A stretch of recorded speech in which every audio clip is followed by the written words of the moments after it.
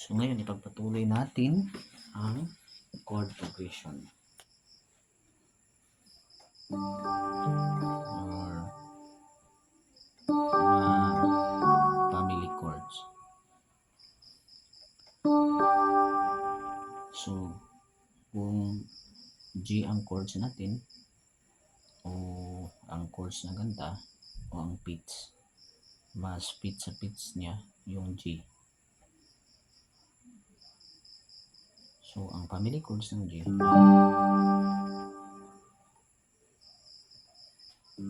A minor,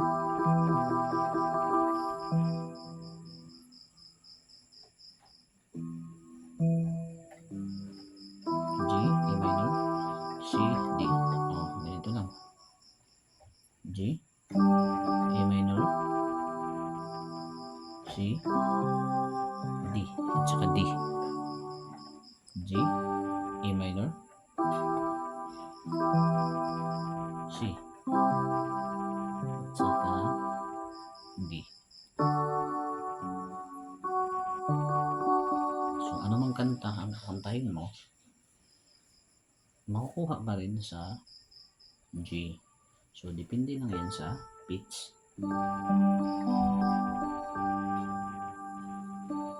For example, Holy Ghost, let your love surround me, bring me near, draw me to your side, and as I wait, I rise up like an eagle. So, G.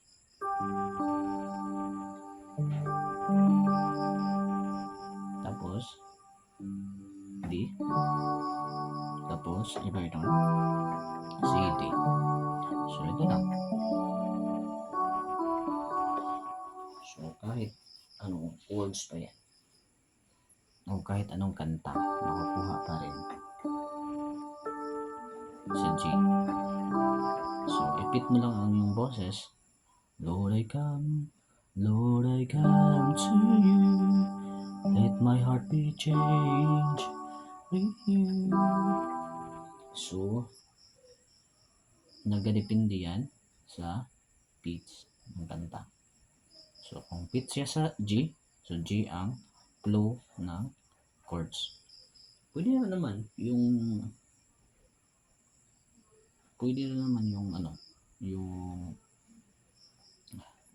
The Power of Your Love na chords, pwede rin naman siyang gamitin sa G, sa C chords. So, kantahin natin, i-try natin. G. So, kung naalala natin, C, ang family chord niya ay G.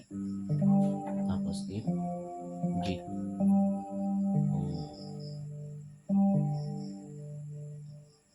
C, G, A minor, A minor, tapos F, G. So i-try natin yung The Power of Your Love.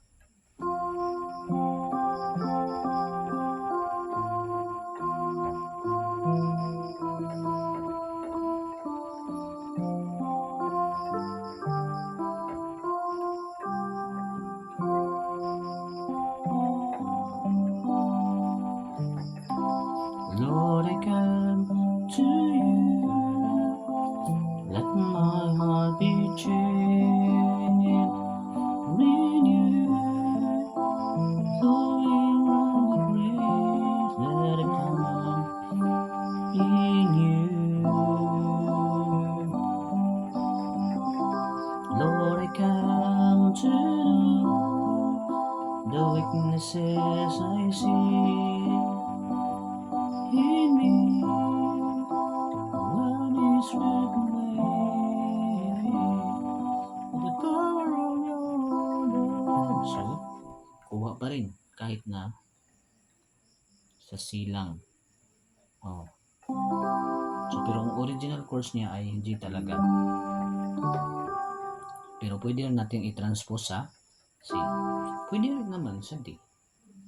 So, kahit anong kanta rin. So, nagadepende lang yan sa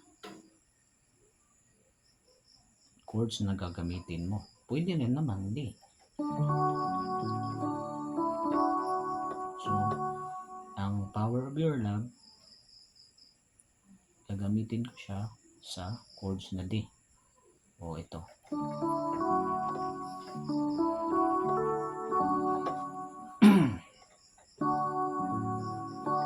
So, D.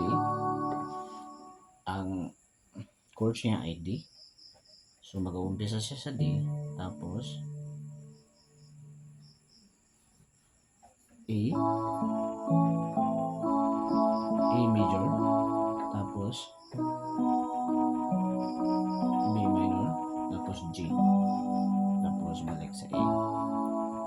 So, yun lang. D. Tapos, B minor. G. A. Tapos, F sharp. Ito lang ang kanyang chords. Pero kantahin pa rin natin yung The Power of Your Love sa D na chords. So, lagi nating tatandaan na anumang kanta ay makakuha sa mga chord of progression or family chords. So, D. Lord, I come to you. Let my heart be changed. Renew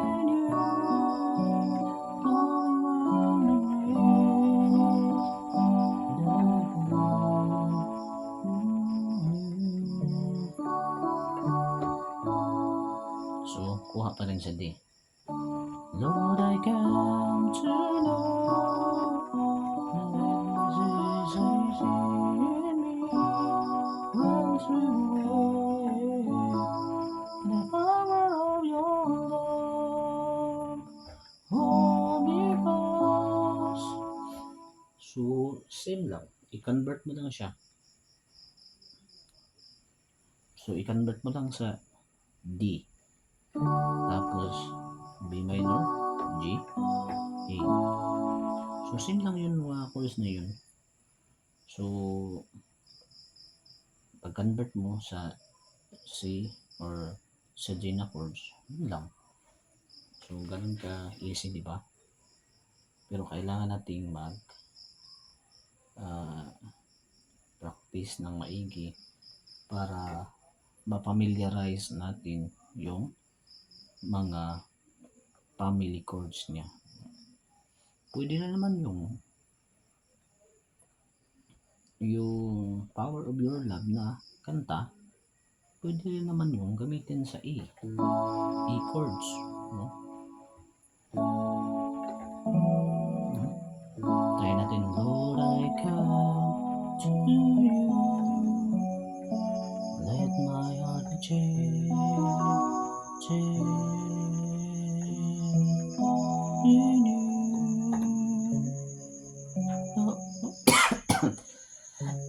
Blowing from the grave, I found in you. So, pwede rin sa A. So, ito yung chords niya. A, tapos B, major, tapos F sharp, tapos C sharp, or B, D sharp, or C sharp. So, ito rin ang chords. Lord, I come to you. Let my heart be changed.